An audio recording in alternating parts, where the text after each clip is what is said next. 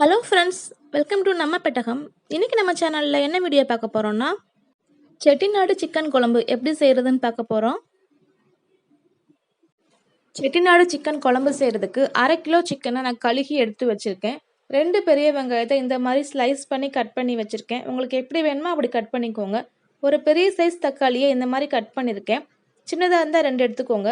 1 teaspoon இஞ்சி பூண்டு விழுது, 1/4 டீஸ்பூன் மஞ்சள் தூள், தேவையான அளவு உப்பு, மசாலாவோட வறுத்து அரைக்கிறதுக்கு 1/2 கப் போல் தேங்காய் துருவல் எடுத்து வச்சுருக்கேன்.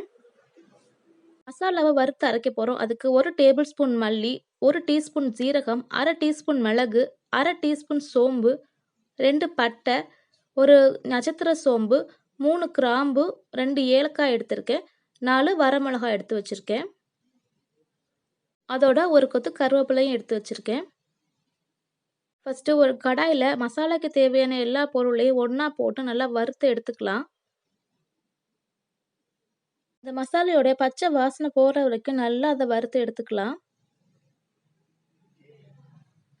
மசாலா நல்லா வறுபட்டுருச்சு. இப்போ நம்ம எடுத்து வச்சுருக்க 1/2 கப் தேங்காய் துருவலையும் சேர்த்து நல்லா வறுத்து எடுத்துக்கலாம்.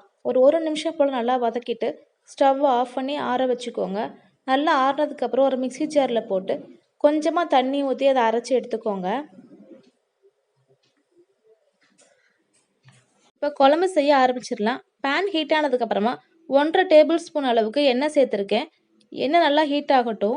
எண்ணெய் நல்லா ஹீட் ஆனதுக்கப்புறமா வெட்டி வச்சிருக்க பெரிய வெங்காயத்தை சேர்த்து நல்லா வதக்கி விட்டுக்கலாம். வெங்காயத்தோட பச்சை வாசனைலாம் போயிடுச்சு.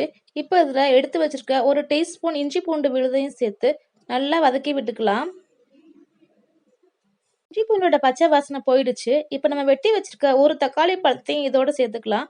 அதோட குழம்புக்கு தேவையான அளவுக்கு உப்பையும் சேர்த்து நல்லா வதக்கி விட்டுக்கலாம்.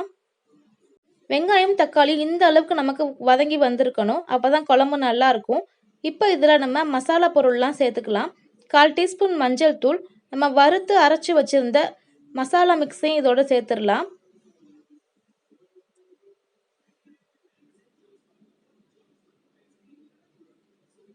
பவுலில் ஒட்டியிருக்க மசாலாவில் கொஞ்சமாக தண்ணி ஊற்றி இதில் நான் சேர்த்துக்கிறேன். சேர்த்து நல்லா நம்ம இதை மிக்ஸ் பண்ணி விட்டுக்கலாம்.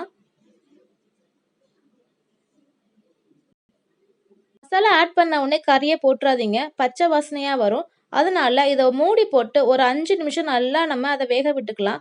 எண்ணெயெல்லாம் வெளியில் வர்ற மாதிரி இருக்கும்.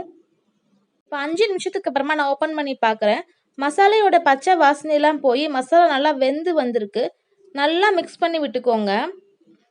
நல்லா மிக்ஸ் பண்ணி விட்டதுக்கு அப்புறமா நம்ம எடுத்து வச்சிருக்க 1/2 கிலோ சிக்கனை இதில் சேர்த்துக்கலாம். சேர்த்து மசாலா எல்லா கறியிலையும் நல்லா ஒட்டுற மாதிரி நல்லா கலந்து விட்டுக்கோங்க. கறியும் மசாலாவையும் நல்லா நம்ம மிக்ஸ் பண்ணியாச்சு. இப்போ இது ஒரு 2 நிமிஷம் அதை அப்படியே வேக விட்டுக்கலாம். அதுக்கப்புறமா நம்ம தண்ணி சேர்த்துக்கலாம்.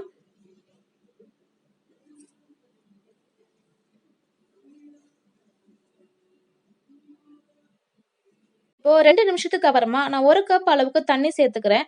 சிக்கன்லேருந்து நமக்கு தண்ணி வெளியில் வரும். அதனால 1 கப் போதுமானதாக இருக்கும். இப்போ நீங்கள் நல்லா கிளறி விட்டதுக்கு அப்புறமா உப்பு செக் பண்ணி பார்த்துக்கோங்க. கம்மியாக இருந்தால் சேர்த்துக்கோங்க. இதை மூடி போட்டு ஒரு 15 நிமிஷம் மிதமான ஹீட்டில் நம்ம வேக விட்டு எடுத்தோம்னா நம்மளுடைய செட்டிநாடு சிக்கன் குழம்பு சூப்பராக ரெடி ஆயிரும். இப்போ 15 நிமிஷமாக நமக்கு குழம்பு கொதிச்சுக்கிட்டு இருக்கு. இப்போ ரெடி ஆயிடுச்சான்னு ஓப்பன் பண்ணி பார்க்கலாம். நம்ம சிக்கனில் இருக்க எண்ணெய் எல்லாமே வெளியில் வந்துருச்சு. இப்போ நம்மளுடைய செட்டிநாடு சிக்கன் குழம்பு சூப்பராக ரெடி ஆயிடுச்சு. சிக்கன் நல்லா வெந்து வந்திருக்கு பாருங்க.